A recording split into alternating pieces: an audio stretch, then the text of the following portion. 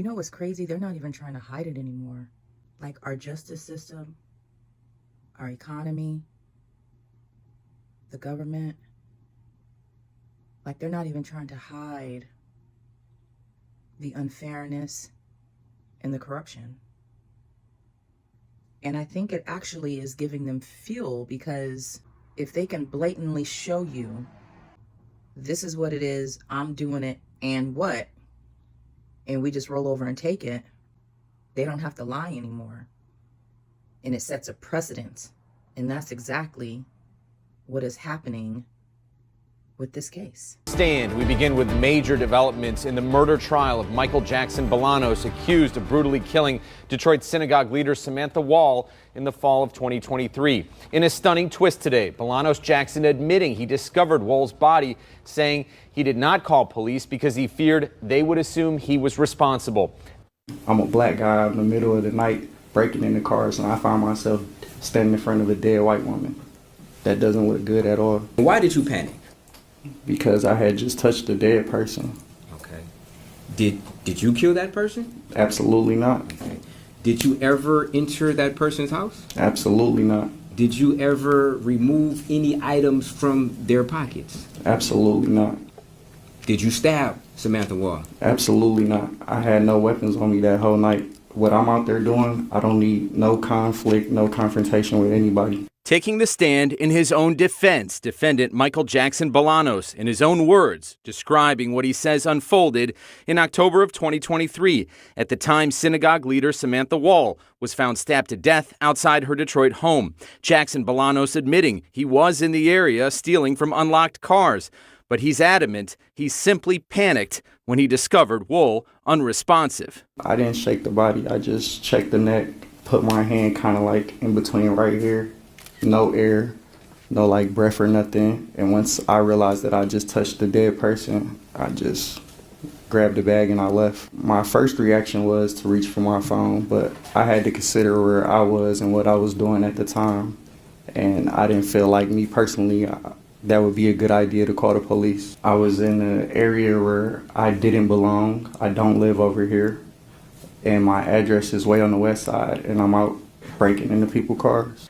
Prosecutors in court previously heard from an ex-boyfriend of Wall's who admitted to the killing, but later recanted, stating he was on drugs and nerve treatments when he mistakenly made the claim. Hey guys, I don't know if you guys are following this story, but basically you have this woman, Samantha Wall, who was murdered, stabbed 13 times. She has a boyfriend that she recently broke up with, who literally confessed to the police that he did it. Later recanted his story. Black man, Latin man, out casing cars, runs into her, touches her, checks. Oh, she's dead. Oh, I'm not supposed to be in this neighborhood. Deuces. Now on trial. Ex-boyfriend says that he was having a psychotic break and took too much of his anxiety, depression medicine, and everything he said was false. But yet, the black man is on trial. Make that make sense, y'all. The victim and the alleged true offender are both Jewish. And if you didn't know, now you know. That group of people in the United States are a protected class. And that's just what it is. And that's why you have a black man on trial for a murder. I hope that Michael Jackson, that's his name, y'all.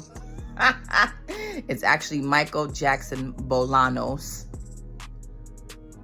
But he is on trial, and I pray to God that the juror sees exactly what the play is and that they do the right thing by this man. But that's not even the main point that I want to make. I remember doing things in my past. I've got tons of misdeeds, right? Because I'm human and we all fall short of the glory of God sometimes, right? And I've gotten away with a lot of things like driving under the influence. God saved me, spared me, all of that. But then there were times where I got caught doing something and literally the punishment did not fit the crime. And I'm like, it ain't even that deep though. The misfortunes will always catch up to the misdeeds. Always. It may not be today or tomorrow, but it could be later. You have crime bosses or drug dealers or kingpins or just murderers and thieves out there that seemingly live a pretty happy, successful, content life doing whatever it is that they do.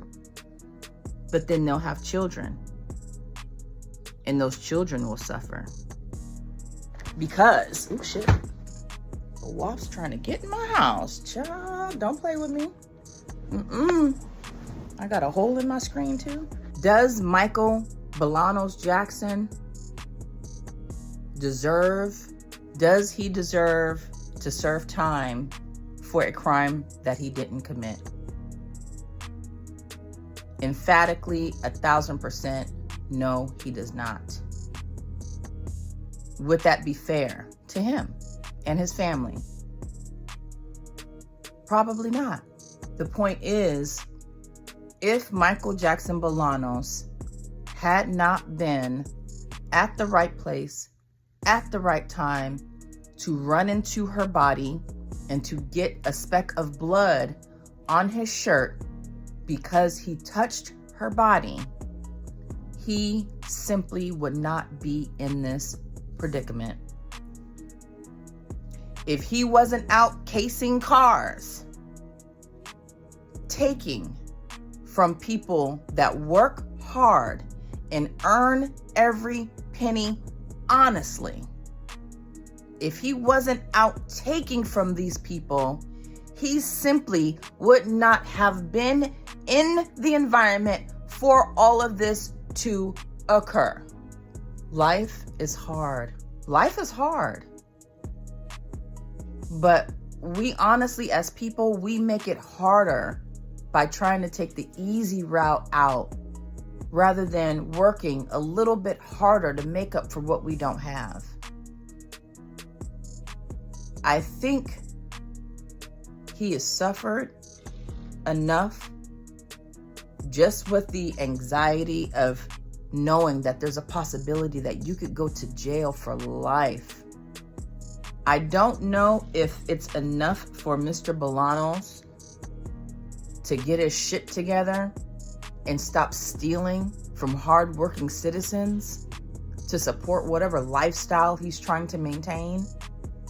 I don't know if that's enough. All of this that's happened, I don't know if all of that is enough for him to start a new slate and say, from now on, I'm not stealing any car. I don't know if this is his wake-up call. Only God knows. Only God knows. But I tell you what, the universe, the creator, Allah, Jah, Yahweh, all of it. He has a way of really humbling us. And just like Miss Sweets was saying earlier, there's somebody that's sitting back happy that Michael Bolanos is going through all of this. There is somebody who is reveling in enjoyment, knowing that this guy might go to jail for something he didn't commit. And it's not just the public, it's not just the online trolls, it's not just the racists. It's somebody that's very close to him that's excited to see him go down. Don't be that person that people are waiting to see your downfall. All we really, literally have to do is the next right thing. Just do the right thing. Is it hard? Yes. but it's not impossible. We all have choices in life, but with those choices, there has to be some change. And I really hope that Mr. Bolanos will change his ways, because this right here, if he'd never gotten a wake-up call like anything else, I surely hope this is it. I have a feeling that, it could either go one or two ways. Either he gets acquitted or he goes down for a crime that he didn't commit, But I have a little bit of faith in the jurors. Hopefully they are made up of his true peers. But like I said, that protected group in this country and abroad, they have a lot of pull, they have a lot of money, and they have a lot of influence. So to be honest, realistically, it's not looking good for Michael. It's not looking good at all for this brother. But God can do anything. And if it is in his will for him to make it out of this,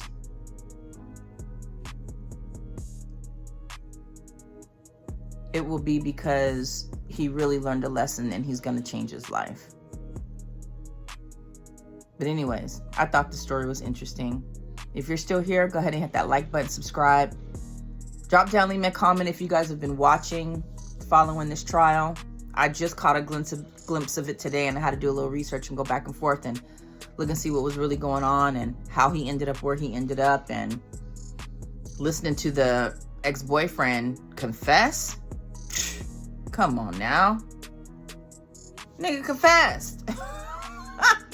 And then took it back once he realized, once he got a lawyer and his daddies and them said, no, we're not pleading guilty to this. Are you crazy? And you'll never see the light of day. Oh no, we have to fight this. This is what you're gonna do, okay? You're gonna go in, you're gonna say, you took too much of this, and that's exactly what happened. And it's bull, and they're playing in our faces.